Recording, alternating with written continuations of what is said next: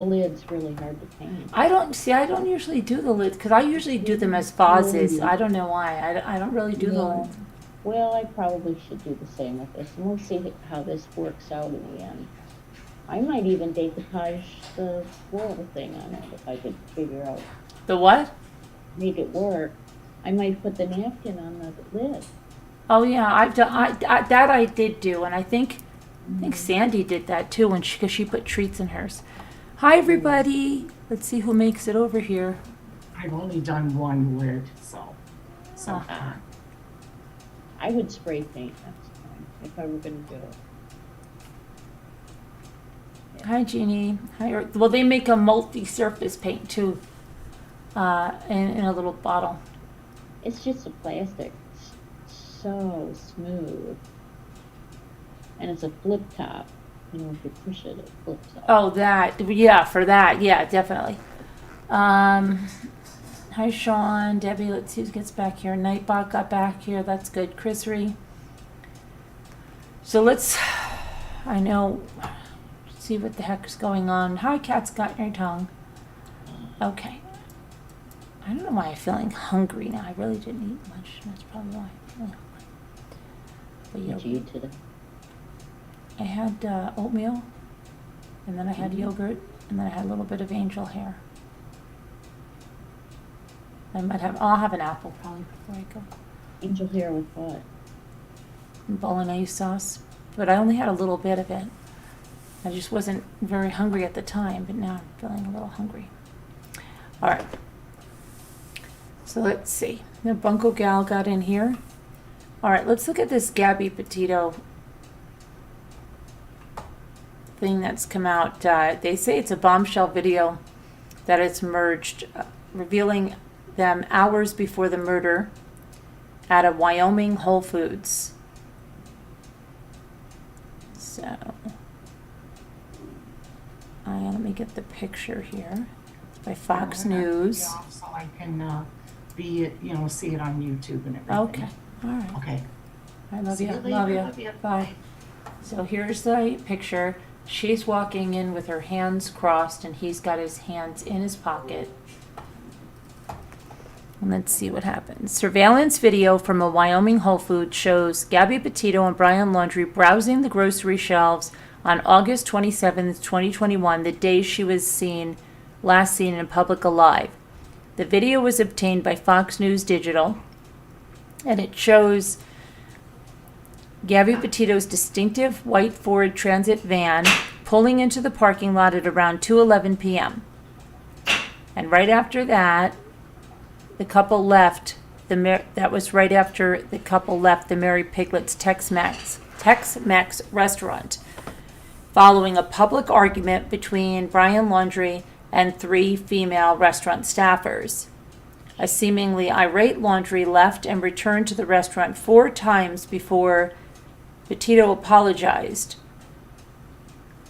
The restaurant separately acknowledged that the couple ate there on that day. Shortly after leaving the restaurant, the couple can be seen pulling into the grocery store parking lot. They sit in the car for another minute, and then Brian gets out of the driver's side, slams the door before approaching the rear of the vehicle. He grabs a hat from the back compartment, and then Gabby steps into view from around the passenger side. The two approach the store together. Gabby has her arms crossed in front, and Brian has his hands in his pockets. His face is hidden under the brim of his hat and behind sunglasses. He doesn't even look like himself there. It looks weird. The two approach this, okay, and then inside the store, they're seen walking around together. Interior cameras from several angles show them making their way through the store. Let's see here.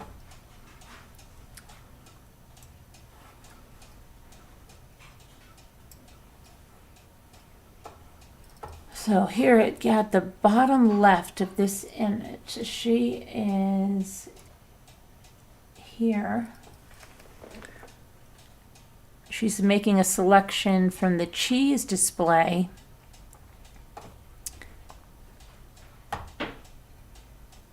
There's no audio. At one point, Gabby can be seen selecting cheese from a display near the coffee bar and placing it into a tote bag. They leave out a different doorway from the one they arrived in. They cut through the parking lot back to the van where they sit for another 20 minutes before pulling out onto Highway 89, the road leading to the Bridger-Teton National Forest campsite where Petito's remains would be found 30 miles north roughly 3 weeks later. The Teton County coroner, Dr. Brent Blue, ruled Gabby's death to be homicide by manual strangulation, placed a window of death 3 or 4 weeks before her remains were discovered on September 19th. A civil lawsuit filed by her parents earlier this year alleges that Brian Laundrie killed her on the evening of August 27th, and several experts, including criminal profiler John Kelly and former FBI behavioral forensics expert Dr. Ann Wolbert Burgess, have proposed that the restaurant spat set off Brian Laundrie's temper, which ultimately led to Gabby's murder. I got this.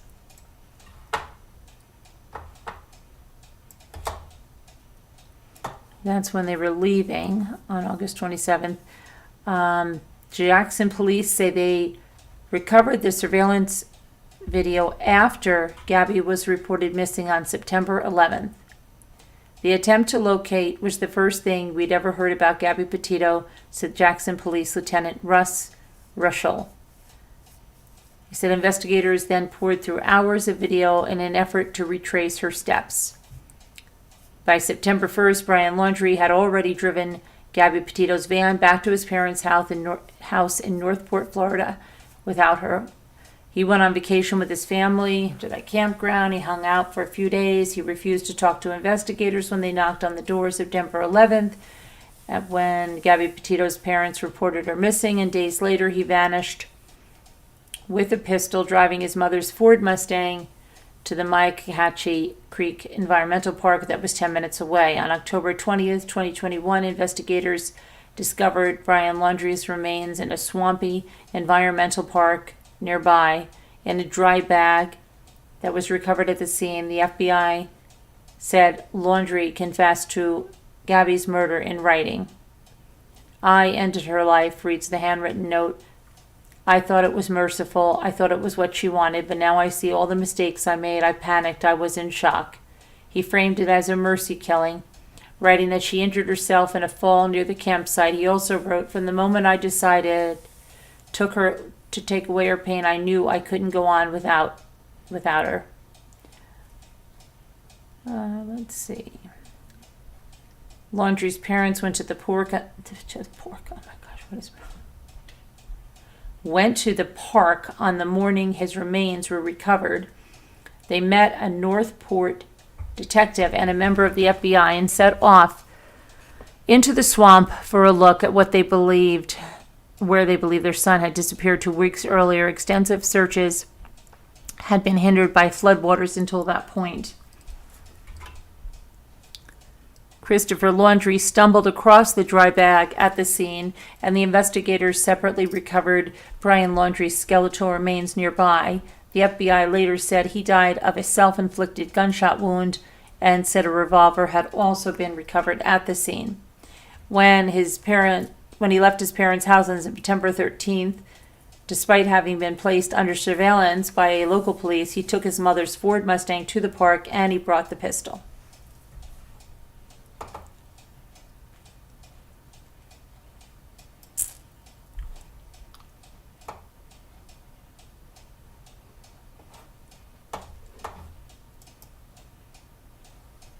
Let's see something here.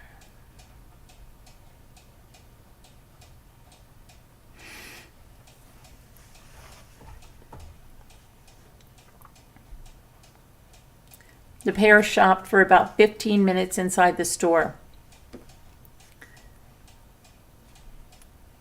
And then they sat for 20 minutes in the parking lot before turning onto Highway 89. So that's that, right? Okay. Let's see what else now we have. Alex Murdaugh, who points the finger at the cousin. Disgraced South Carolina lawyer Alex Murdaugh accused of murdering his wife and son, now says that he hired his cousin to commit the murders. In the new court filing, lawyers for Alex Murdaugh argue that investigators should have given more weight to a lie detector test that was taken by Murdaugh's cousin, Curtis Eddie Smith. Smith decidedly failed a polygraph when questioned if he murdered Maggie and Paul. This reads the notion. Oh my gosh, what is going on with me? I'm going to blame this on COVID. Reads the motion. The reason Smith failed the polygraph when asked if he murdered Maggie and Paul is because he did in fact commit these heinous crimes. Prosecutors allege that the legal scion fatally shot his 52-year-old wife Maggie and his 22-year-old son Paul in June of 2021 at a family hunting lodge. Smith has asserted he was nowhere near that property when the shootings occurred, but the lie detector test that Smith said that Smith may not be telling the truth according to Murdaugh's court filing as described by the state. Smith reportedly alleged in the polygraph that a groundskeeper murdered Maggie and Paul after Paul came home and discovered that his mother was having an affair with the groundskeeper. No evidence has ever been provided to substantiate that allegation. Amy Zamorsek, a lawyer for Smith, told the newspaper that his client did not commit the murders and has an ironclad alibi at the time of the slayings. Eddie Smith continues to be a victim of Alex Murdaugh and his deeds. She told the state, if you look at this case since the murders, there has been a desire on the part of Alex Murdaugh to insinuate that Eddie Smith is somehow involved. This is just a continuation of that. Smith has already been accused of providing drugs to Alex and helping him steal money from clients and other attorneys.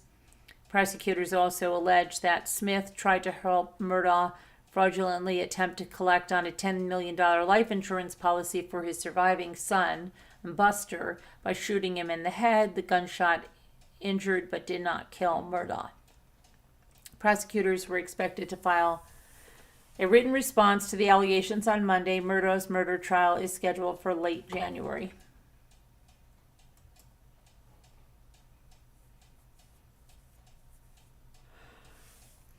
Okay, and then our story here about Kristin Smart, Ruben Flores, who's the father of the alleged killer. There's a verdict reached. California jury reached a verdict for Ruben Flores, who's the father of the man accused of murdering California Polytechnic University student Kristin Smart in 1996. A jury at the Monterey County Superior Court reached the verdict in Ruben Flores' case, but the verdict won't be read until the jury in Paul Flores' case also reaches a verdict. The jury for Paul Flores' trial is currently in deliberations. Paul Flores, who attended Cal Poly in 1996 with Kristin, is facing murder charges, while Flores' father, Ruben, 81, is facing charges of helping his son hide Kristin Smart's body.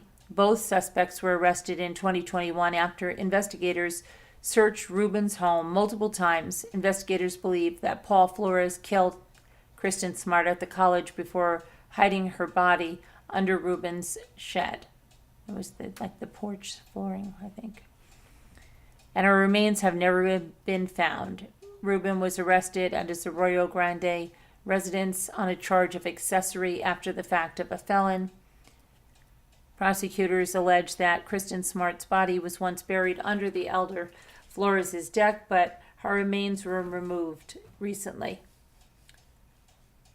According to court documents, authorities are in possession of biological evidence that makes them believe the victim was buried under Ruben Flores' deck at the time. There is damning evidence that a body has been buried in the location and recently moved.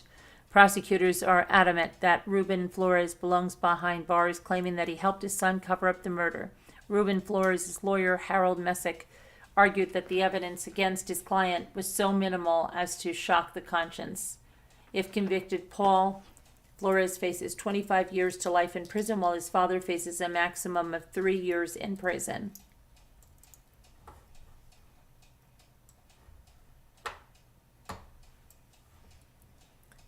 Kristin Smart disappeared on May 24th, 1996, and that was after she went to an off-campus party near Cal Poly. She called her parents around that night at 8 p.m. and left them a voicemail, and it was the last time they ever heard from her.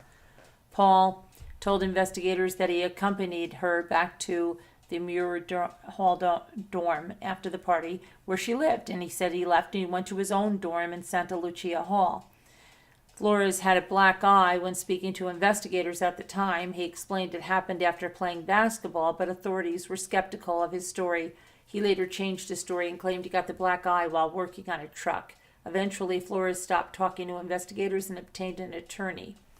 When investigators brought cadaver dogs to the campus, the dogs reportedly made their way to room 128 at the Santa Lucia dorm where Flores lived. 2 dogs showed interest in a mattress on the left-hand side of the room, and that was Flores' side of the room. The dog handler, Adela Morris, said there was a strong possibility that a deceased body had been in that room. Let's see. Additional women reportedly came forward afterwards and said Flores also essayed them. One of the women said she contacted the San Luis Obispo Sheriff's Office and reported the incident, but Flores has never been convicted of any of the alleged assaults. Frustrated and desperate for answers, Kristin Smart's parents finally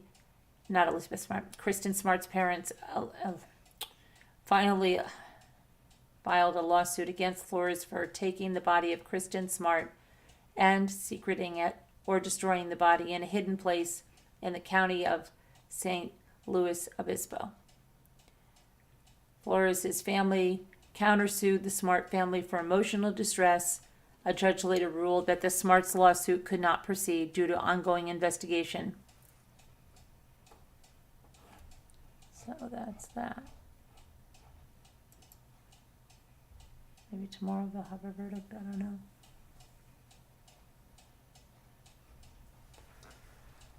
But,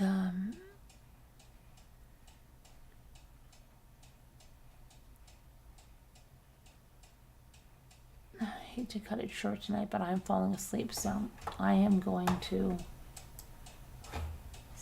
start a new Zoom right now before we go,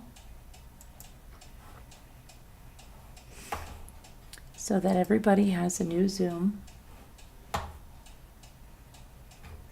Because I've got meetings tomorrow.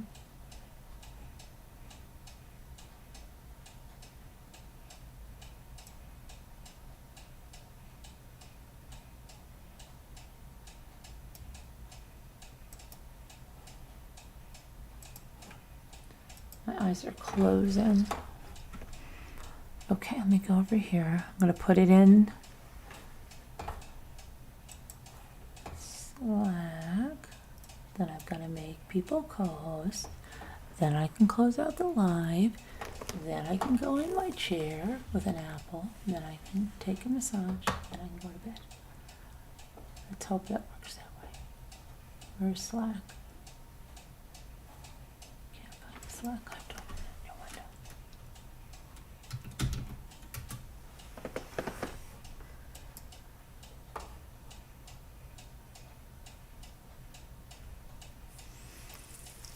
I'm so tired.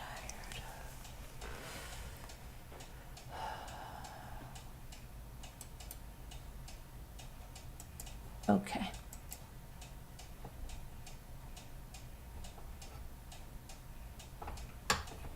So it's back in Slack. Hey Tracy W, good to see you. I'll send you a link by email for you to come in Slack if you'd like.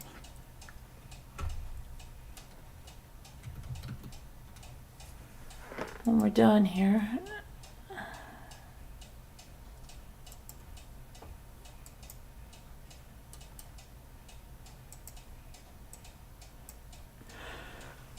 Oh, God. Oh, God.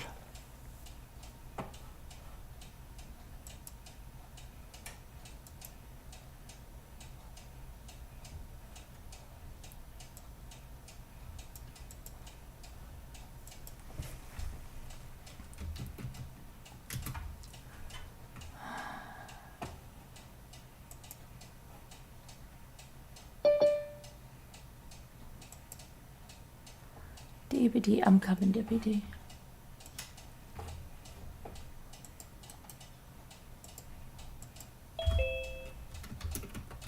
Hi, Debbie D.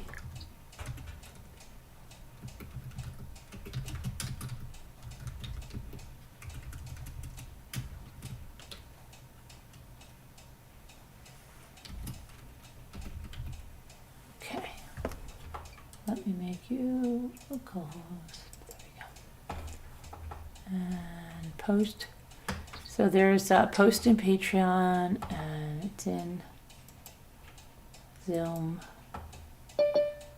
Happy birthday, Debbie L. Happy birthday to you. Happy birthday, Debbie L. Happy birthday to you. Yay. Hope you have a happy birthday, Debbie L.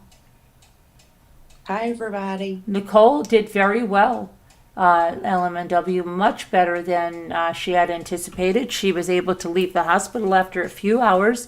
She literally was able to be upright, walking around. She went just shipping orders today. You could see her if you rewind the video back, okay? You'll see. Doing very well, much better than anticipated. Much better.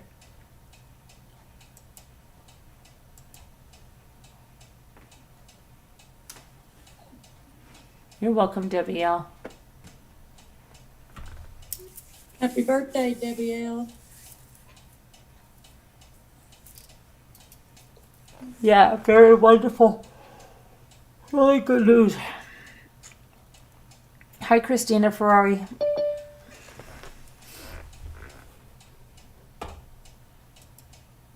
Gotta take my vitamins.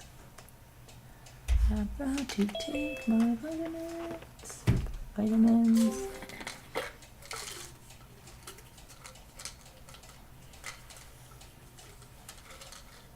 Margot left. Another point for me.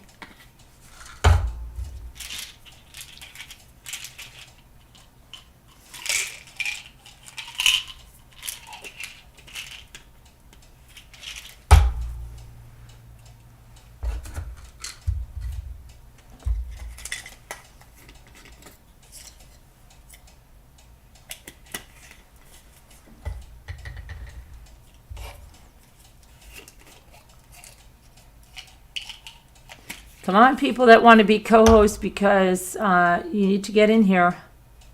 Because I can't,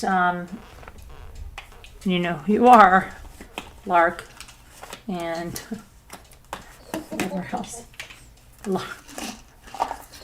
Don't wait till I get in. Don't wait till I get into the massage chair. Oh, Xander, it's okay. No, baby. no, not me.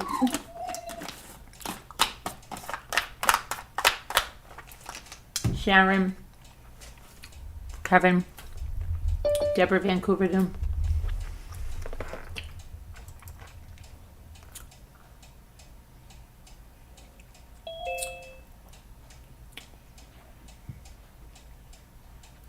Let me see what other vitamins I need. These two. I'm just a liver. You're welcome, JBL.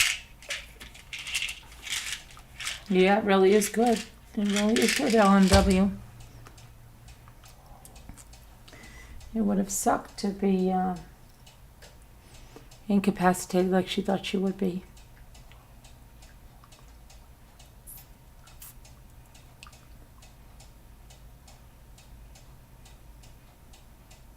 Hold on, I'm going to get something to take my medicine while we wait. Vitamins, not medicine.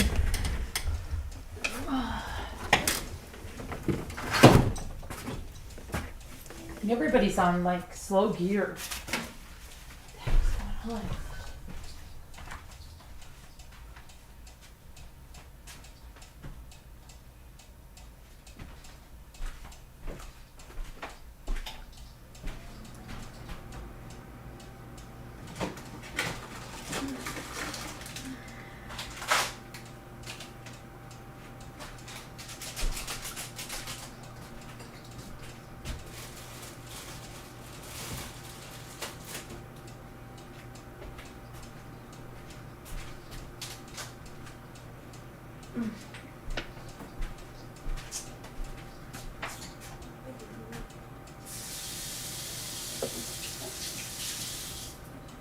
Oh, Margot. Can't sneak in unless I've been muted. This is horrible. Are you feeling any better? Yeah, I'm feeling a lot better.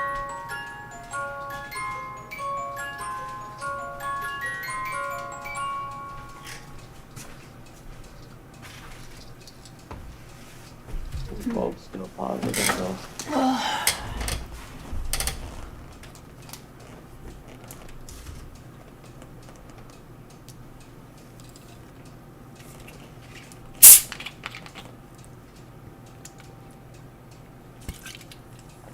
Good night, LMNW. Night, element.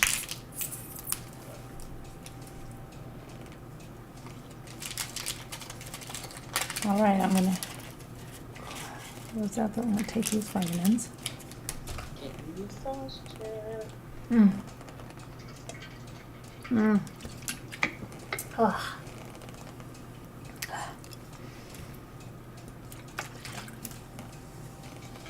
Okay. All right. Back to here. All right. I'm gonna end the live and then I'm gonna leave. I mean, I'm gonna go in the massage chair. So anybody that don't ask me, can you make me a co-host? I'm not doing it. Where is everybody? I don't Probably know. asleep.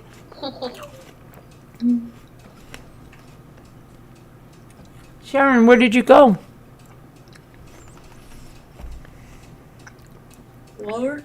Lark, where'd you go? Linda usually never misses a movie night. I don't know. Good those. night, Danielle. Good night, Danielle. Danielle. Good night, John Boy. Good night, Danielle. Good night, everybody. We'll see you.